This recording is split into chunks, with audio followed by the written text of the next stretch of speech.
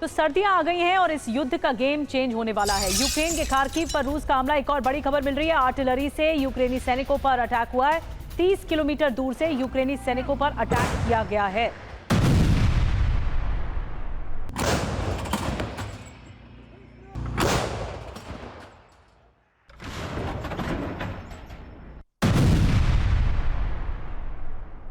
और एक और बड़ी खबर मिल रही है, वॉर जोन में रूस का बड़ा अटैक हो गया। यूक्रेनी काफिले पर ड्रोन से अटैक हुआ है। गोला बारूद ले जाते वक्त ये ड्रोन अटैक हुआ है। तो देखिए, एक एक करके हम तस्वीरें आपको दिखा रहे हैं। यूक्रेनी काफिले पर ड्रोन से अटैक हुआ है। यूक्रेन भी लगातार ताबड़तोड़ हमले कर रहा है। इस बीच यूक्रेनी सैन्य अड्डों पर भी अटैक हो रहे हैं।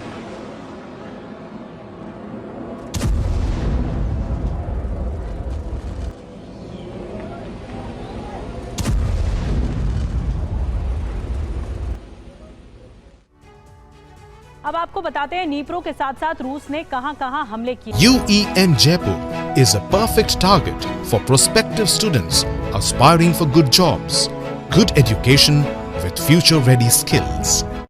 देखिए, पुतिन का ऑपरेशन विंटर और ज़ेलेंस्की क्या सरेंडर कर देंगे इसके बाद? 10 से ज्यादा प्रांतों पर हमले किए जा रहे हैं रूस की ओर से। 20 से ज्यादा शहर टारगेट पर हैं। कहां-कहां तबाही मची है आपको बता रहे हैं। चर्निहाइव, पोल्तावा, नीप्रो पेट्रोवस्क, जेपोरिजिया, खेरसोन, पोक्रोवस्क। कहां कैसे हमला हुआ आपको बता दें। बैलिस्टिक मिसाइल, क्रूज मिसाइल से अटैक हुआ है। शाहिद ड्रोन, गेरान 2 ड्रोन से अटैक हुआ है। MLRS आर्टिलरी से अटैक किया गया है। आपको बता दें कि काला सागर फिर से धधक रहा है। इस बार ब्रिटेन के ब्लूप्रिंट से यूक्रेन हावी होता दिख रहा है। काला सागर में आर पार की जंग का ऐलान रूस ने कर दिया है, क्योंकि पिछले 24 घंटे में क्रीमिया पर यूक्रेन ने ताबड़तोड़ हमले करके भारी नुकसान पहुंचाया है। अब रूस ने ऑपरेशन ओडेसा आरंभ कर दिया है, जिसके लिए समंदर और जमीन से घेराबंदी की जा रही है, जबकि आसमान से रूसी जेट बारूद बरसा रहे हैं।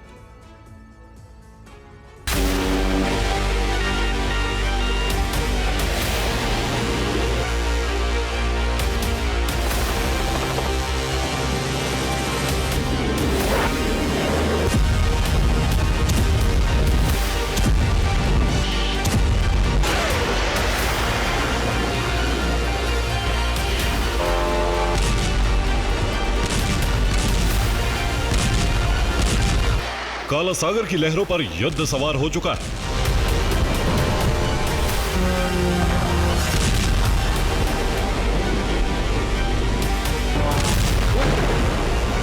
अब बारूद का शोर ओडेसा से क्रीमिया तक सुना जा रहा है।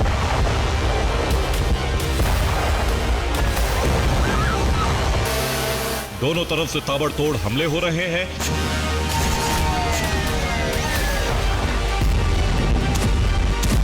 पिछले 48 घंटे में 50 से ज्यादा हमले हुए।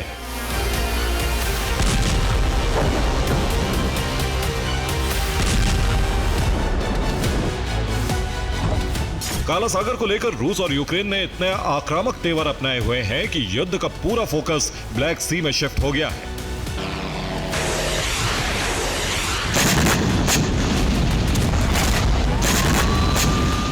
इसकी सबसे बड़ी वजह है काला सागर का कारोबारी रूट, जहां रूस का कब्जा, जबकि नाटो इसे रूस से मुक्त कराना चाहता है। इसके लिए दोनों तरफ के अहम ठिकानों को टारगेट किया जा रहा है। रूस के क्रीमिया पर हमले हो रहे हैं, जबकि ओडेसा पर रूस हमले कर रहा है, जिससे वर्चस्व का दायरा बढ़ाया जा सके। आधी रात को सबसे ज्यादा हमले किए गए।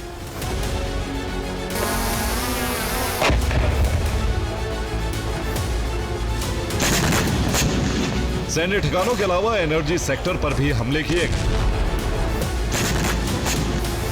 युद्ध में पिछड़ रहे यूक्रेन ने इस बार हमले का पैटर्न बदला है। इस बीच उसे नाटो से भी विध्वंसकारी और हाईटेक हथियार मिले, जिससे वो क्रीमिया में लगातार हमले कर पा रहा है।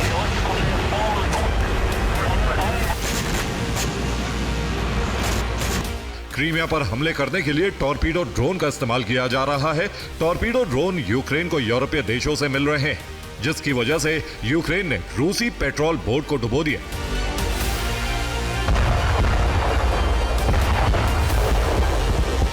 ओडेसा के पास निगरानी कर रही बोट पर यूक्रेन ने हमला किया था। हमले में कैटरिन X1 और X3 ड्रोन का इस्तेमाल किया गया। ये ड्रोन 80 किलो के वॉरहेड से लैस होते हैं, लंबी दूरी तक पानी के अंदर मार कर सकते हैं। इन्हें स्मार्ट टॉर्पीडो ड्रोन भी कहा जाता है, क्योंकि हमला नहीं करने की सूरत में ये 15 किलोमीटर के दायरे में स्टैंड बाय मोड में चले जाते हैं। 50 किलोमीटर दूर से इन्हें दागा गया था, लेकिन टारगेट के पास स्टैंड बाय मोड पर थे। लेकिन जैसे ही कमांड मिली, तुरंत एक्टिव होकर हमला कर दिया।